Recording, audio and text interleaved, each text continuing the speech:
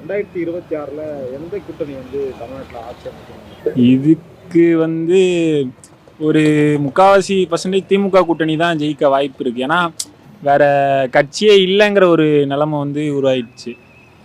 விஜய் நான் ஒரு மாற்றுன்னு வந்து முன் வச்சுட்டு வந்தாலும் அது அந்த ஒரு ஒரு குறிப்பிட்ட அந்த ரசிகர் கூட்டம் மட்டும்தான் அப்படி வந்து சொல்லிக்கிட்டு இருக்கே தவிர வேற எதுவும் ஸ்ட்ராங்கான ஒரு கட்சி இல்லை. திமுகவுக்கு ஆப்போசிட்டாக பிஜேபியும் ஒரு பிரிவினைவாத கட்சியாக இருக்கிறான். அப்படிங்கிறப்ப அவனை நம்பியும் ஓட்டு போட முடியாது.